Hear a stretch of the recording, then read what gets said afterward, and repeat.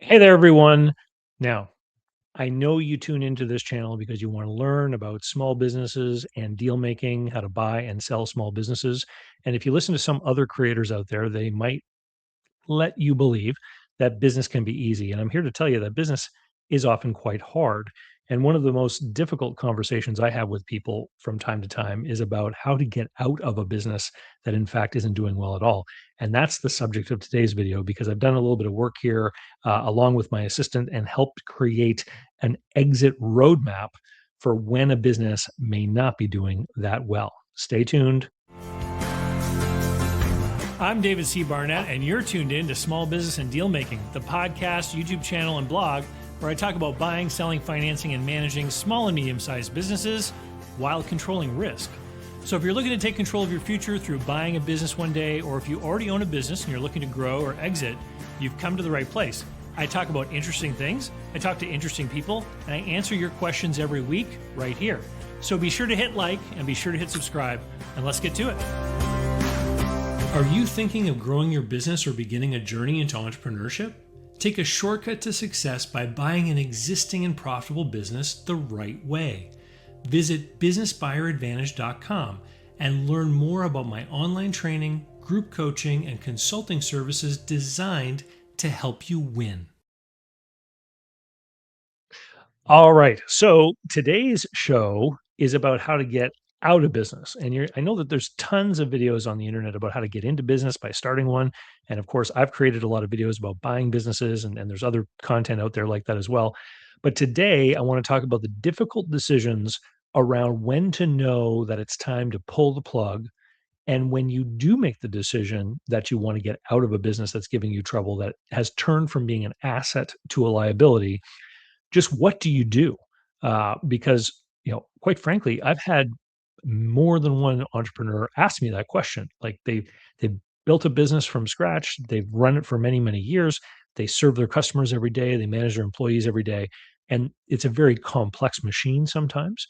And when they come to the conclusion that it just isn't working anymore and they need to shut it down, the first question they often have is, you know, how?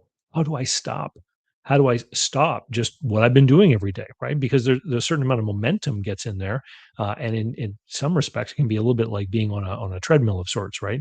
You do the same thing every day, and now you've got to get the machine to stop, so you can wind things up and end the liability, right? Because we're going to be talking about a business that is not putting money in your pocket anymore, it's draining you.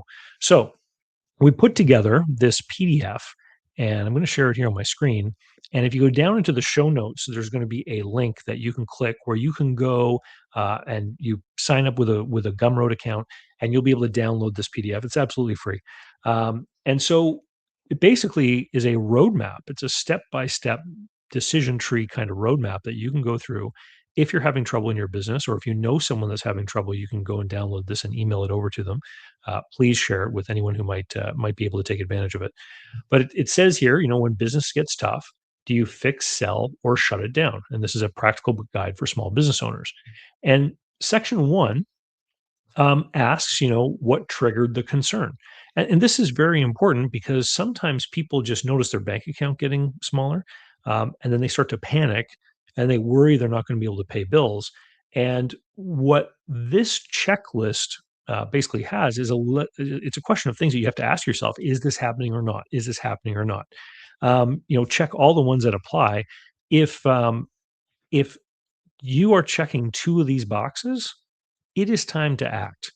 Oftentimes, people will want to defer making any type of action or decision because it's easy to hope that things are going to turn around and become better.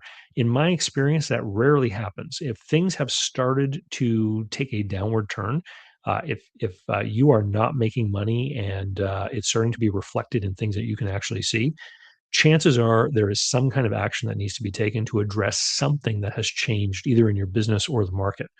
And so you basically read the list here.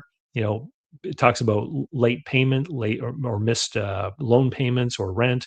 You can't pay your suppliers, or you are continuously getting further and further behind in your payments to your suppliers. You're feeling burned out. Are you spending more and more hours in the business without it?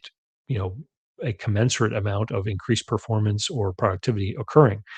Now, to the right-hand side it says free crisis cash flow management tool. This is a tool I put together during the early 2020 when we were all in the panic there about COVID-19. And so that tool is free and it's still available online to be downloaded. So we put a link to it there, and it can help you plan out your cash flow on a week by week basis, so you can get a better handle on what is likely going to be happening over the next few weeks. And so either this tool is going to help you manage your way out of the crisis so that you can get back to a space where you have more breathing room, or it's going to show you that if something doesn't change dramatically, that you could be headed for even worse problems. Whenever you are in a business and you start to feel some kind of money problem, the number one thing to remember is the sooner you start to act, the better it's going to be. Do not procrastinate, do not hide, and do not put your head in the sand and just hope that things are going to get better. So, after step number one, you've identified that there could be a problem in the business. So, step number two is the business worth saving under your ownership, right? And and this is important because the business may be something that could be turned around, but you may not want to actually do it. Right. And I've seen this many times where people are physically, emotionally, and mentally exhausted by a struggle in a business, and it just say, you know what, this isn't for me anymore. Uh, Whether or not this business can be fixed, I need out. Right. So that's an important decision to be able to make initially. So there's questions on here then, and basically you just ask these questions of yourself. I've actually had some people who have some great success having some back and forth discussions with some of the LLMs out there, talking about how they feel about things and talking about facts about their business. These questions are meant to instigate that kind of conversation with yourself, or maybe with a trusted advisor. So, do customers still want what the business is providing? Is the gross margin still positive? If you don't know what your gross margin is, that's also a problem, right? If you don't know, um, are the problems fixable and not structural? So, this could represent something that has changed fundamentally in your marketplace. So, back in April of 2020, if you owned a restaurant by a big office building and nobody was coming into the office anymore, that would represent a structural problem because your foot traffic had disappeared, right? So if something of that nature has changed, that's what we want you to think about. And do you have the willpower, skills, and energy to execute a turnaround? And so if there continues to be an opportunity for you in this business, then the next stage, section number three, talks about turnarounds. So we've got here basically a list of reactions that you can make as the owner of a business to try to get things back into a positive direction. So I want you to check off what you think are realistic options for your particular business in this scenario. So we've got things like cutting expenses, reducing payroll or hours. In some industries, you may be able to furlough employees or cut their hours from 40 hours a week to 32 hours a week, or something like give people Fridays off or something of that nature. If you have a big bill like your rent, you may be able to go and talk to your landlord. If it's a temporary problem, you might be able to negotiate a temporary reduction in the amount of rent that you're paying, for example. Just a quick aside, I actually had someone, a good friend of mine, who wanted to close a restaurant business. And he went to the landlord and said, I am failing. I'm not making money. I am going to end up locking my doors. Is there anything we could do about the rent? And, what do you want to do about the handover of the location? He was very upfront with them, right? Their response blew him away, right? Basically, what they said is we will cut your rent to zero if you agree not to close until we've signed a new lease with someone. He was not expecting that. But the reason that they did that was because they understood it was gonna be easier for them to lease the location if it was occupied rather than if it was dark, okay? And that's just the kind of example of something that could happen, but you gotta knock on doors and make phone calls, and you have to have conversations with people that are gonna be very difficult conversations for you, about what you might be able to do in the short term to try to turn things around or try to rectify things or lessen the burden as you wind things up. Um, can you extend terms with suppliers? That's a short-term fix, by the way, right? If you can't fix profitability, extending terms is just giving yourself more lifeline. Can you sell non-essential assets? Again, more short-term cash or liquidity. Can you refinance or restructure your debt? Ask for some kind of special terms or something from creditors. Um, can you shift the customer mix? Can you go after someone new? Can you introduce a new product? Can you bring in some help to give you guidance or help you better manage the business, right? And this is where we start to lean into the idea of somebody else running the business. So these are it's a checklist of turnaround ideas, options, etc., or ways to kind of extend your rope as you navigate whatever's going to happen. Right. So number four is the alternatives to closure. So these are things for you to consider as you go through this exercise of planning what you're going to do. So option A is the $1 sale. So this is basically a walk away transfer. So if the business is losing money under you and a strategic buyer might run it better. So if there's someone who you compete against maybe, or they're in the next city, they're looking for another location, maybe they can make more money with it than you can. This could be an option for them. Or you just want to exit quickly and minimize the hassle. So there could be someone out there looking for a quote unquote deal to get into a business with very little of their own money in. Um, Remember, we're talking about a liability, not an asset here. But if you can find such a person, then you might have an opportunity to hand the keys over to someone and get away. But you need to do some background checking. So there's some common topics here of when you can do this. There's a link here to a video I made years ago about how to buy a distressed small business, which of course would be a video meant for people that might want to buy one. If you're in a position where you want to give up a business under these kinds of circumstances, you might want to check out that video. It can give you some ideas about the types of questions or conversations you want to have with that prospective buyer. Um, Important things to check.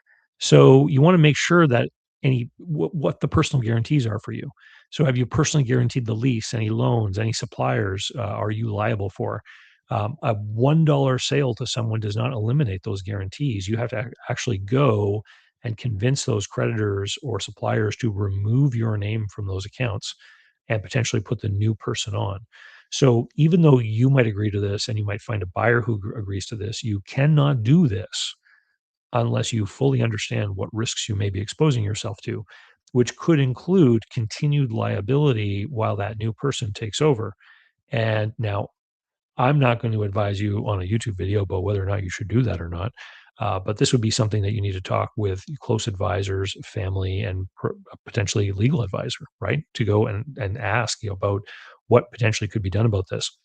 And, um, you need to make sure that the buyer that you found in this scenario is willing to assume operational responsibilities immediately.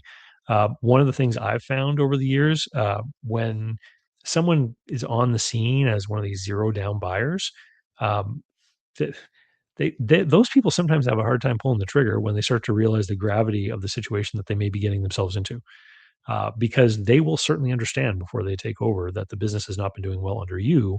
And you, presumably, as the owner, are someone who has experience running this kind of business, right?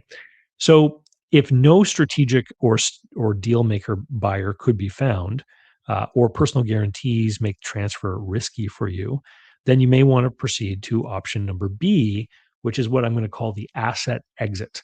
So, this is selling equipment and inventory. So there's a link there to our website where we talk about machinery and equipment appraisals. There are certain circumstances where a certified appraisal might help you if you're going to go through this kind of process, especially if you need to negotiate with banks, landlords, or secured creditors.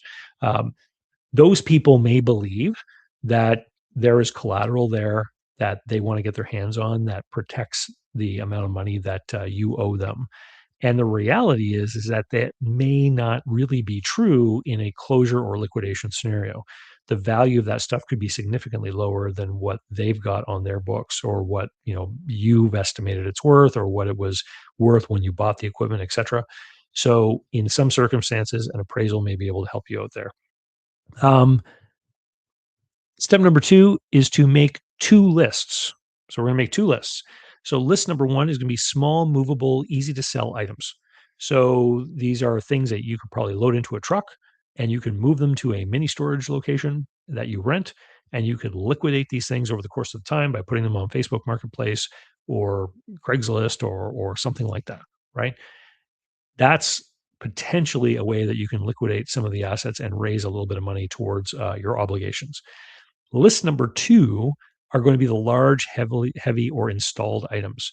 And usually, this kind of stuff, if you're going to sell it at all, it's usually got to be sold quickly, and it may need to be sold to someone who's going to take over the location, which could involve coordination with a landlord, for example, or you're probably going to have to sell it at a really big discount to get somebody to come in and take it like before the end of the month, sort of thing. But you want to have a list of both of these things, and you want to work through what reasonably you think you might be able to get as far as liquidation value for these things. And part of this is for your own decision making, but the other part is when you go to your landlord and say, "My business is not doing well. I need to close my doors. I've gone through this exercise to show what opportunities exist for recapturing money from this scenario, because that can be valuable information for them to let them know how they're going to treat things. You see, these other parties, they may have a contract with you, like a lease agreement, right? But then they have to decide, what are they going to do? Are they going to try to enforce all of their legal rights under that agreement? If you haven't been doing well in the business and maybe you haven't been taking your full salary, maybe you put some money into the business, et cetera, you might not be a good candidate to, pursue legally for damages because your own financial resources are probably strained, right?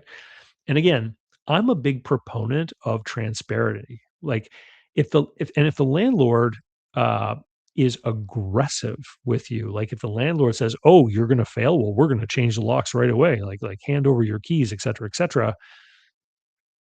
Well, that makes it easy for you to close down, doesn't it? Right. So again, by this point in the scenario, the decision has been made. This thing has got to be closed or handed over to someone else in short order.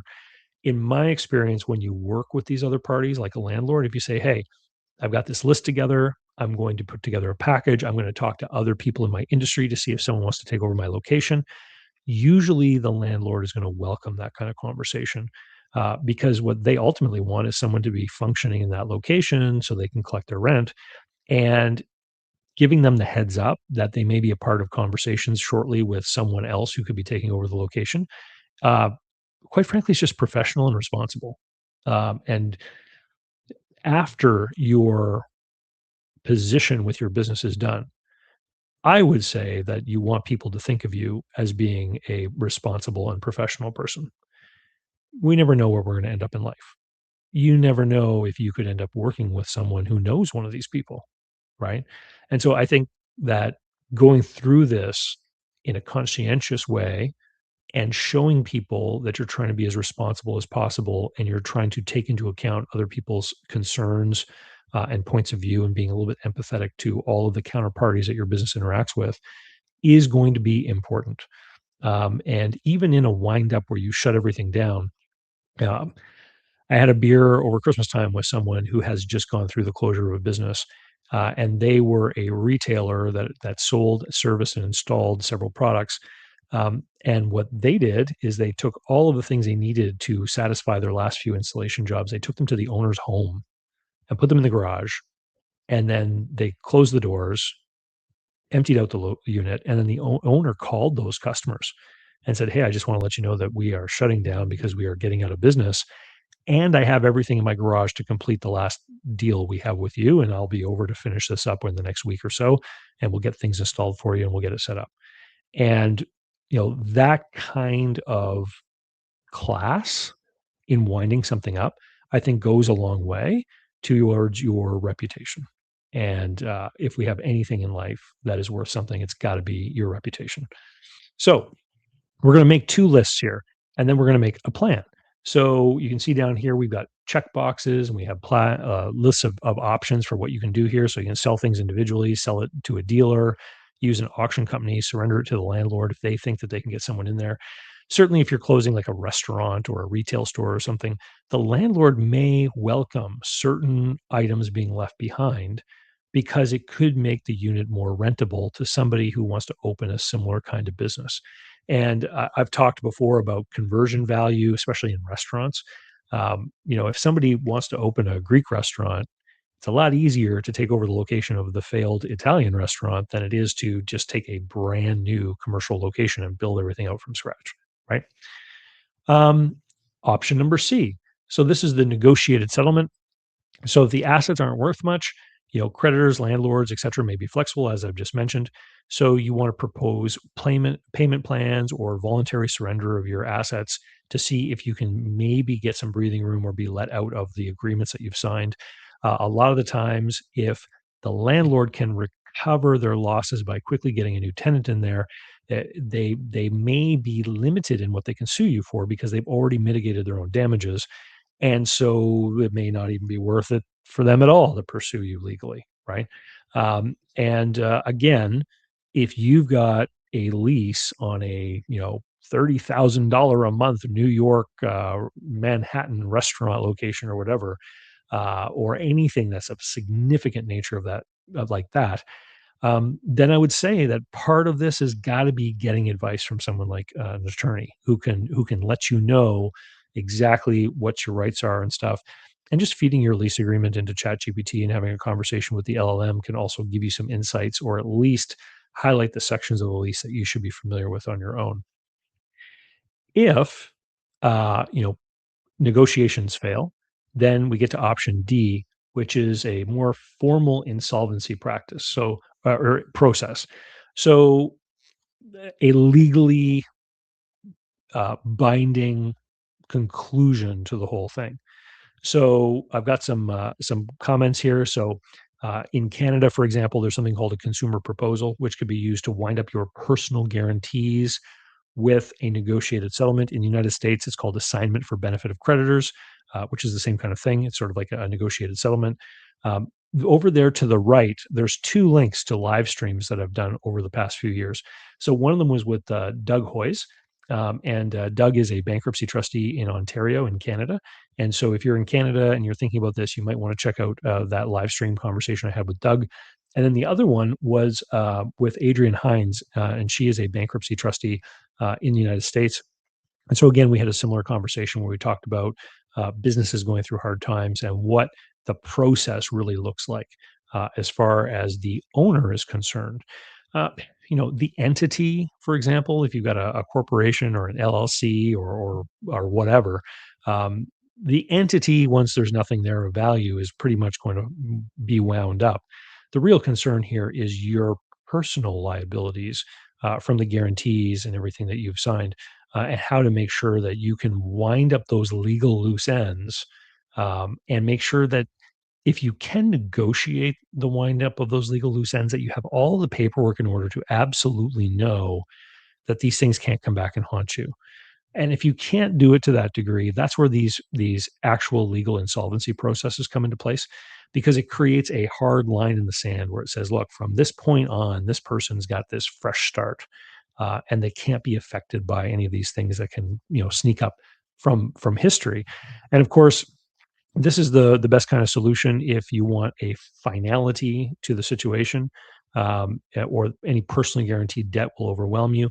I have run into many people over the course of my career who have had failing businesses, and instead of winding up the business's debts, they just went and got jobs and continued to pay them. And that's a decision you can make, obviously. But if these debts would overwhelm you, and take up all of your earnings, and you would never possibly be able to get any kind of restart as a human in society, then these more formalized insolvency methods are probably something that you should examine. And and I would say keep this in mind: owning a business that failed um, does not mean that you're a failure. You're not your business, right? And things change.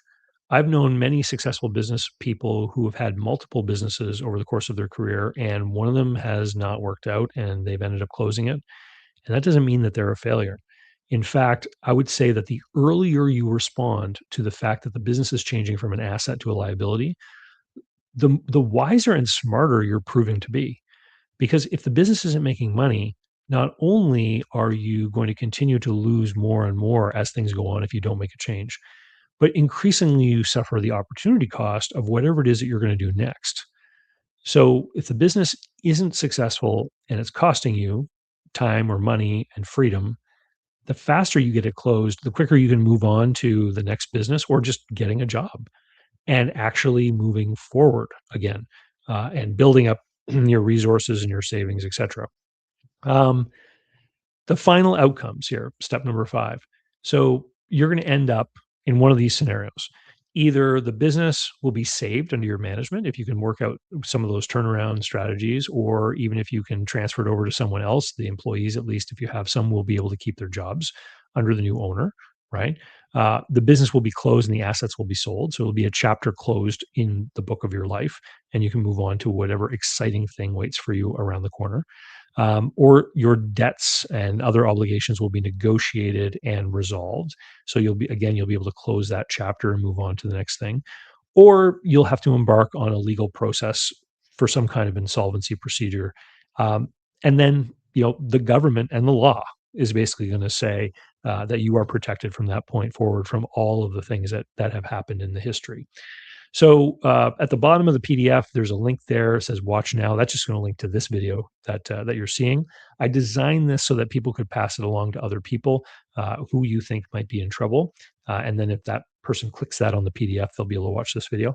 And if you want to talk to me about your situation and brainstorm some ideas, I am available for one-on-one consultations all the time. You just have to go over there. There's a link right there. Call davidcbarnett.com. Will take you to a spot on my blog page where there are call booking links where you can book a consultation with me. And tough subject, I know today, but with that, I'll say thank you very much for tuning in today, and I wish you a prosperous 2026. But if things aren't going well, you need to address it. You can't just hope that things will get better. You need to be proactive and make changes, because a business has got to be making a profit for it to deliver for you, your family, and ultimately for your employees and their families and for your customers, right? If your business isn't making money and customers are relying on you for something, then you're going to put them in a bad spot when you close down. So, some of the suggestions on that list, one of them was raise prices. And those can be difficult decisions to make, but especially with the inflation that's going on right now and the uncertainty with input costs and everything like that, you've got to keep your eye on your gross margin and make sure that your prices are correct. And if they're not, move them, because it's a lot easier to increase your prices 5% at a time than it is to put yourself in a spot where you suddenly realize you have to increase prices by 20%. Right. Anyway, if you've wrestled with some of these situations before and whether you've come through it or not, I'd love to get your feedback in the comments down below. And with that, I'll see you next week. Cheers. So, how can you learn more about buying, selling, financing, and managing small and medium-sized businesses? Easy. Go over to my blog site, davidcbarnett.com, where you can learn more about me and how I work with my clients. You can learn more about my books and courses that I prepared for you. You can find out how to subscribe to my email list, the YouTube playlists, and more. There's literally hundreds of hours of content there, all for free, and I'd love for you to be my guest. Special thanks go to Mark Willis at Lake Growth Financial, today's video sponsor. Mark helps people better manage their personal and business finances through the Bank on Yourself insurance strategy. This is something I've done personally and I've seen others use it successfully for years. Go to newbankingsolution.com to find all the interviews I've done with Mark and learn more about the advantages of these programs. While there, sign up for a free consultation to learn what this solution might look like for you.